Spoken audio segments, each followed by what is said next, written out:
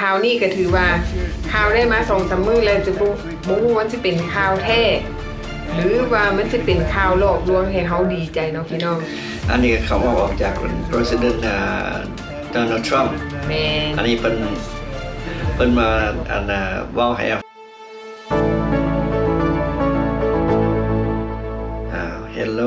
Hello สบาย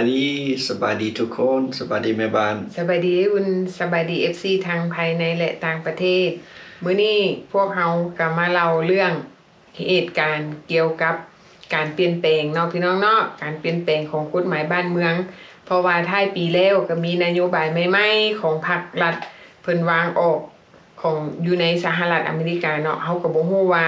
อยู่ต่างรัฐต่างเมืองนี่สิมีการเปลี่ยนแปลงบ่แต่ว่าเฉพาะอยู่ในรัฐเท็กซัสก็เริ่มมีการเปลี่ยนแปลงบางอย่างเนาะแม่นเนาะแต่ว่าก่อนอื่นเบิดเฮาสิมาเว้าเรื่องข่าวนี้ก็ถือว่าข่าวได้มา 2-3 มื้อแล้วจะบ่ฮู้ว่าสิเป็นข่าวแท้หรือว่ามันสิเป็นข่าวหลอกลวงให้เฮาดีใจเนาะพี่น้องอันนี้เขาออกจาก President Donald Trump แม่นอันนี้เพิ่นมาเว้าให้ฟังเนาะแผนการของเพิ่นเนาะว่าเพิ่นสิเฮ็ดหยังแดไปฟังเพิ่นเว้าซะก่อนบ่นั้นหาสิมาเว้านำหลังเนาะ Next year is projected to be the largest tax refund season ever, and we're going to be giving back refunds out of the tariffs because we've taken in literally trillions of dollars, and we're going to be giving a nice dividend to the people. In addition to reducing debt, as you know, I inherited a lot of debt, but it's peanuts compared to the kind of numbers we're talking about. So we're going to be making a dividend to the people, and additionally, we're going to be able to reduce debt. And as time goes by over the next 2, 3, 4 years, those numbers are going to go up. And I believe that at some point in the not too distant future, you won't even have income tax to pay because the money we're taking in is so great, it's so enormous that you're not going to have income tax to pay. Whether you get rid of it or just keep it around for fun or have it really low, much lower than it is now, but you won't be paying income tax. พี่น้องเป็นแนวใดเนาะเกี่ยวกับพอตู้ใหญ่เฮาเนาะพอตู้ทรัมป์เราก็วางแผนเกี่ยวกับการเฮ็ดincome tax เฮ็ดเกี่ยวกับเรื่องภาษีเงินได้ที่ประชาชนสหรัฐอเมริกาถูกตัดไปในแต่ละปีหรือว่าถูกตัดไปในแต่ละเพย์เช็คของเฮาเนาะที่ว่าเงินเฮาได้ในแต่ละเดือนของเฮาที่มีเขาฮ้องว่าการหักภาษีเงินได้นี่แผนของเพิ่นว่าอีก 2-3 ปีข้างหน้าเพิ่นสิลดการเก็บภาษีเงินได้ของประชาชนสหรัฐอเมริกาหรือว่ายกเว้นการหักภาษีเงินได้ของประชาชนอเมริกานั่นเองเนาะก็ถือว่าอันนี้ก็เป็นข่าวดีอยู่แต่ว่าดีข่าวอีกข่าวนึงที่เพิ่นเคยเว้าออกมาเนาะทำอิฐเพิ่นก็ออกมามีนโยบายออกมาว่าสิส่งเงินคืนให้ประชาชนสหรัฐอเมริกาเกี่ยวกับการเก็บภาษีที่เพิ่นเก็บมาแล้วเพิ่นสิย้ายให้ประชาชนคนนึง 5,000 ตั้งแต่ต้นปีจนมาฮอดท้ายปีว่าสิให้คนนึง 2,000 ว่าสิให้ตอนเดือน November อันนี้มันไป December แล้วเนาะมันสิกลาย December จนสิไปฮอดปีหน้าละเฮาก็ยังบ่ทันได้แต่ว่าเพิ่นก็ยังมีนโยบายนี้อยู่ว่าบ่ทันปีนี้ก็เลื่อนไปปีหน้าเนาะหรือว่าเฮาอาจจะได้ตอนเฮาไปเฮ็ด income tax บอกพี่น้องอันนี้เฮาก็บ่ฮู้เฮาก็รุ่นไปนํกันเนาะพี่น้องเนาะแต่ว่าอันที่เพิ่นเว้าว่าเรื่องเกี่ยวกับว่าการยกเว้นภาษีเงินได้ของเฮาเนาะหรือว่าการลดภาษีหรือว่าสิบ่เก็บเลยอันนี้ก็ถือว่าคันเป็นไปได้ก็เป็นข่าวดีแต่ว่าถามว่าประชาชนอเมริกาสิดีใจบ่เฮ้ยสำหรับแม่บ้านเองเนาะดีใจบ่ดีใจเพราะหุ่มๆเนาะเพราะหุ่มๆหมายความว่าแนวใดคันสมมุติว่าเราบ่เก็บภาษีเฮาเราอาจจะไปขึ้นภาษีอย่างอื่นจากที่เฮาเคยซื้อไก่ตัวนึง$5มันสิเป็นตัวนึง$20ได้บาดนี้เนาะบ่เก็บอันนึงก็สิไปเก็บอันนึงเด้จากน้ำมันแกลลอนนึง$2-3มันก็สิกลายเป็น$5 $10ไปเพิ่มทางอื่นเนาะรอให้เฮาดีใจฮักแต่ว่าเฮาก็ฟังไปนํกันเนาะอันนี้มันก็เป็นแผนในอนาคตโดยที่มันยังบ่ทันได้เกิดขึ้นเฮาก็ฮู้ว่าพอตู้ใหญ่เฮานี่แม่น3มื้อดี4มื้อไข่เนาะมื้อนี้ เป็นแนวหนึ่งอีกบ่พอ 2-3 ชั่วโมงเป็นอีกแนวหนึ่งเนาะ1 วันพันเหตุการณ์สำหรับพ่อตู้ใหญ่เฮาเนาะพี่น้อง สำหรับ เนาะ เราก็มีแผนการหลาย เมื่อคืนนี้เราก็ออกทวิสเตอร์ของเราก็บักหลายหมู่เว้าให้ฟังจนอ่านนำบ่ทันออกมาหลายแผนการของเรานี่1 วันพันเหตุการณ์สำหรับพ่อตู้ทรัมป์เนาะพี่น้องเนาะอันนี้ก็เป็นข่าวถือว่าประชาชนอเมริกากำลังจดจอติดตามเนาะเฮาก็ติดตามไปนํกันเพราะว่าเฮาก็เป็นหนึ่งในพลเมืองของสหรัฐอเมริกาเนาะแล้วอันที่2สิ่งที่มีการเปลี่ยนแปลงอยู่ที่รัฐเท็กซัสของเฮาก็คือ Department Motor Vehicle หรือว่า DMV แม่นจะมีการเปลี่ยนแปลงในการไปซื้อหยังไปซื้อสติ๊กเกอร์renew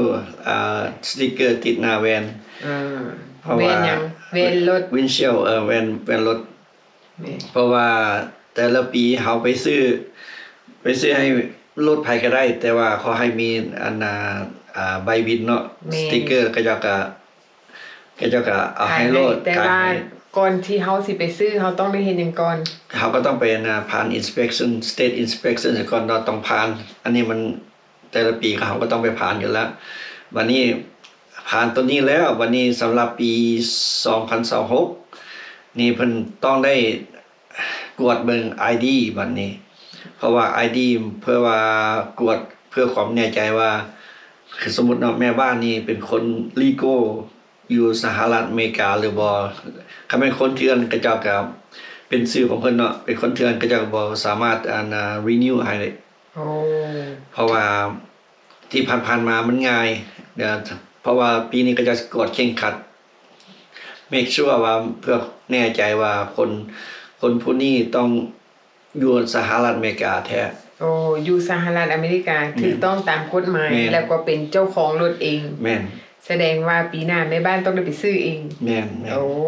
เนาะเฮาให้คนอื่นไปซื้อให้บ่ได้เพราะว่า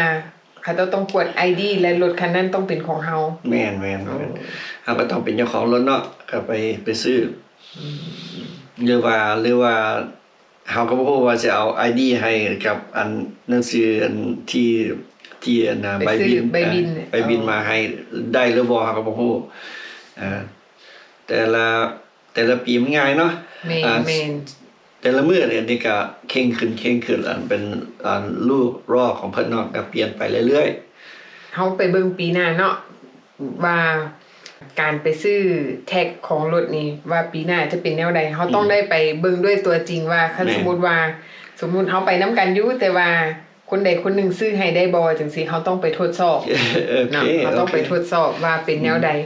คันเฮาบ่เจอกับตัวจริงเฮาก็บ่ฮู้ว่าเฮาสิมาเล่าให้หมู่ฟังแบบใดอันนี้ก็ตามอีกกฎหมายเพิ่นออกมาเนาะเพิ่นบอกมาแล้วนั้นหากก็แนะนำไปแบบนั้นแล้วเนาะเฮาก็ลองหลายวิธีว่าเป็นแนวใดเนาะเพราะว่าเฮาก็อยากแวกแนวหน่อยนึงว่าคันสมมุติว่าอยากทดลองเนาะอยากทดลองแม่นอยู่ว่ากฎหมายออกมาแบบนี้เวลาเฮาไปซื้อเจ้าหน้าที่เพิ่นสิมีการโยกยานบ่หรือว่าข่าวแบบนึงแล้วไปซื้ออีกแบบนึงนะแบบว่าเขาเจ้าก็บ่ได้เข่งขัดหลายนะเฮาก็ไปเบิ่งสภาพตัวจริงแต่ว่าอันนี้ก็เป็นอีก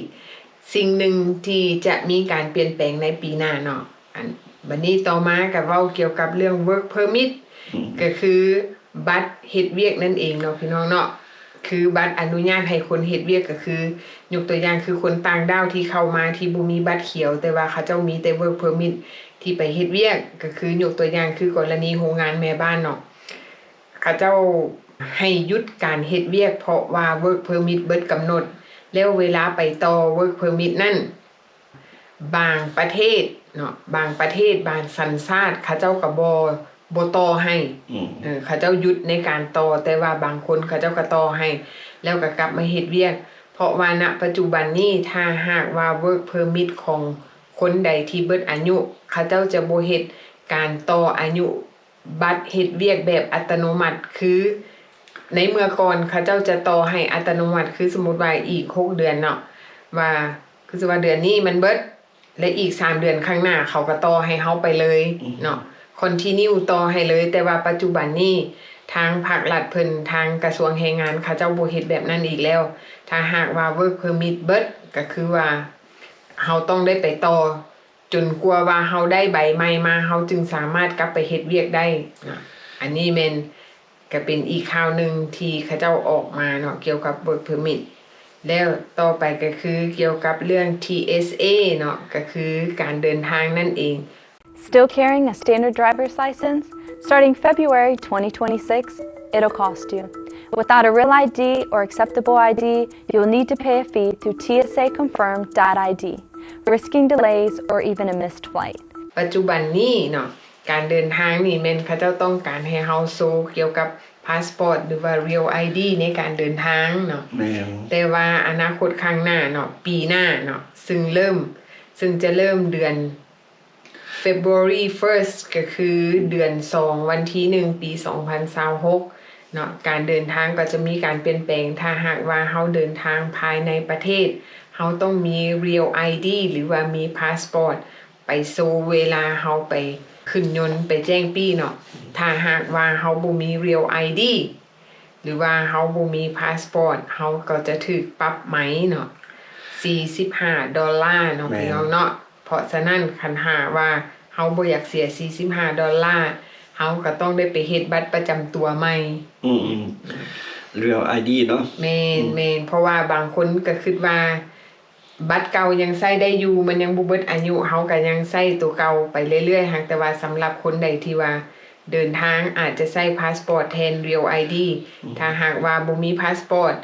เฮาก็ต้องเอา ID ตัวเก่าไปเปลี่ยนเป็น Real ID แม่นแล้ว แม่นเพื่อสะดวกในการเดินทางนั่นเอง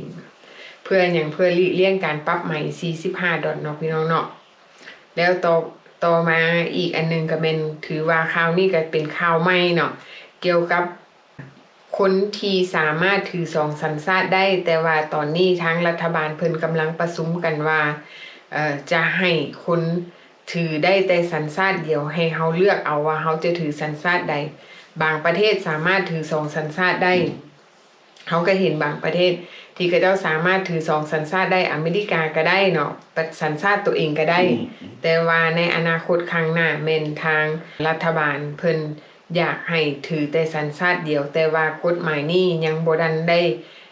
มีการตัดสินเทื่อยังบ่ได้มีการลงมติเทื่อว่าจะเฮ็ดแบบใดแต่ว่าเขาเจ้าเสนอขึ้นไปว่าคนที่อาศัยอยู่สหรัฐอเมริกานั้นต้องถือเพียงสัญชาติเดียวเนาะแม่นแม่น เฮา ตัด ก็ เอาในอันหนึง แม่น เขา ต้อง จะ ได้ ถือ เลือก 2บ่ได้ แม่นแล้วต้องเลือกเอาอันใดหนึงแต่ว่าอันนี้ก็เป็นอีกข่าวหนึงที่แบบว่าเฮาก็จับตาเบิ่งเนาะว่าข่าวนี้ถือว่าเป็นข่าวใหม่เนาะเฮาก็เบิ่งว่าข่าวนี้จะออกมาเป็นแบบใดหากแต่ว่าเฉพาะพลเมืองลาวเฮาจะถือได้สัญชาติเดียวเพราะว่าเฮาสิเอาลาวก็เอาลาวสิเอาอเมริกาก็เอาอเมริกาสำหรับประเทศลาวแม่นถือได้อันเดียวอันนี้แม่นการถือ2สัญชาติแม่นขึ้นกับว่าประเทศต้นทางของเขาเจ้าของแต่ละประเทศเนาะเพราะว่าอยู่อเมริกามันนานาชาติบางประเทศเขาเจ้าก็อนุญาตให้ได้2สัญชาติบางประเทศเขาเจ้าก็ให้สัญชาติเดียวแต่ว่าทางสหรัฐอเมริกานี่เขาเจ้าอยากให้เฮาถือแต่สัญชาติเดียวเอาอันใดอันหนึงแต่ว่ามตินี้ยังบ่ได้ผ่านเทื่อแต่ว่าเขาเจ้าก็ยังเอาเข้ากองประชุมสภาว่าเขาเจ้าจะมีมติตกลงแบบใดยังอีกอันหนึงสำหรับtravel ban ที่อันนี้เพิ่นก็ยังลบกันอยู่เด้ยังบ่แบบว่า finalize เทื่อเพราะว่าตะกี้มีแต่19ประเทศเนาะที่หลังจากที่เกิดเหตุที่อยู่วอชิงตันที่ชาวอัฟกานิสถานไปยิงทหารเขาเจ้าบาดเจ็บสาหัสผู้นึงและผู้นึงเสียชีวิตเขาจะเข้ามารวมกันอีกว่าเขาเจ้าอาจจะแบนไปฮอด30ประเทศแต่ว่ายังลิสต์ยังบ่ออกมาเทื่อเขาเจ้ารวมกันไว้ซื่อๆอาจจะมีเพิ่มขึ้นแม่นละเนาะนอกจาก19ประเทศแล้วเขาอาจจะเพิ่มขึ้นไปถึง30ประเทศแต่ว่ายังบ่ทันฮู้ว่าหวยจะไปตกอยู่ประเทศใดแต่ว่าที่แน่ๆประเทศลาวหวยออกแล้วแม่นเนาะแม่นถือว่าเขาเจ้ามีการตรวจสอบแบบเคร่งครัดที่สุดแต่ว่าสิ่งสำคัญก็คือพี่น้องลาวเฮาถ้าหากว่าผู้ใดถือบัตรเขียวก็บ่ต้องตกใจมันมีแต่2กรณีเท่านั้นที่เขาเจ้าจะถือคนถือบัตรเขียวที่เจ้าหน้าที่เพิ่นจะกวดเคร่งครัดก็คือ1เป็นคนที่เคยมีคดีมาก่อนอันที่2คนที่กำลังอยู่ในช่วงมีคดีอยู่ในช่วงที่กำลัง รอท่าให้ศาลตัดสินว่าซั่นซะเนาะคนที่กำลังมีคดี แต่ว่าคนที่มีคดีย้อนหลังมาก่อนเคยติดคุกบ่เคยเฮ็ดกระทำความผิดมาก่อนบ่อันนี้แม่นเขาเจ้าจะกวดเป็นพิเศษมีแต่2กรณีเท่านั้นแต่ถ้าหากว่าไผบ่เคยมีคดีเนาะบ่เคยมีคดีก็บ่ต้องเป็นห่วงแต่ว่าก็ต้องมีสติเนาะแม่นเฮ็ดหยังก็ต้องมีสติเวลาเฮาถือบัตรเขียวเฮาบ่ฮู้ได้เวลาเฮาไปตลาดตะลีสมมุติว่าเขาหาเรื่องว่าเฮาลักเครื่องหรือว่าเฮาหลงเผลอหยิบอันนั้นอันนี้ติดไม้ติดมือออกมาโดยที่เฮาบ่ฮู้หรือว่าเวลาเฮาไปซื้อเครื่องเนาะเวลาเฮาไปซื้อเครื่องแล้วเฮาเช็คเอาจังซี่เฮาสแกนบ่เบิดแล้วมันก็ติดล้อออกมาเฮาแม่นอยู่ว่าความบริสุทธิ์ของเฮาบอกว่าเฮาบ่ได้ลักแต่ว่ามันมีหลักฐานอยู่ในล้อเฮาสิบอกว่าเฮาบ่ฮู้ก็เป็นไปบ่ได้ยังอีกอันนึงเนาะเพราะว่าออกมาใหม่ๆนี่แหละเกี่ยวกับอันสาวnational ของอัฟกานิสถานที่เขาเจ้าไปเอาไปเอาที่มาเป็นอันได้เป็นอันสหรัฐเป็นอย่างคน US citizenship นี่นะเพราะว่าหลังจากที่เกิดเหตุเมื่อนั้นเกิดโชคให้สำหรับบางคนเนาะเขาเจ้าจะไป sworn in ไปสาบานนั่นนะเขาเจ้ายกเลิกพอสไว้ซะก่อนบ่ให้เลยว้าวเนาะเพราะว่ามันเกิดเหตุเกี่ยวกับประเทศนี้แม่นเนาะเพราะว่าเดี๋ยวนี้เนาะคนซาวอัฟกานิสถานเนาะเดี๋ยวนี้แม่นทางสหรัฐอเมริกาเขาเจ้าประกาศไปทั่วสถานทูตอเมริกาสถานทูตอเมริกาประจำแต่ละประเทศเกี่ยวกับคนอัฟกานิสถานเนาะเวลาเขาเจ้าไปสัมภาษณ์ถึงจะสัมภาษณ์ได้ก็ยาเนาะบ่ให้ออกบัตรบ่ให้ออกวีซ่าให้หรือว่าได้วีซ่าไปแล้วเขาเจ้าก็สั่งระงับหรือกำลังจะพิมพ์วีซ่าออกให้เขาเจ้าก็สั่งระงับแม้แต่ไปเอาซิติเซนเนาะมื้อที่จะไปสาบานที่เขาเจ้าบอกว่าโอ้ซิติเซนผ่านแล้วเวลาไปสาบานมื้อเซเลโมนีหรือว่ามื้อจะไปรับใบประกาศใบซิติเซนเนาะเขาก็หยุดไว้ก่อนเนาะถือว่าระงับการออกสัญชาติให้ถือว่าช่วงนี้ทุกสิ่งทุกอย่างเกี่ยวกับคนอัฟกานิสถานถือว่าแม่นเขาเจ้าโจะแม่นเฮ็ดหยังบ่ได้หยังทั้งสิ้นแม่นโอเคเนาะพี่น้องนะสำหรับมื้อนี้ก็จะมีเรื่องราว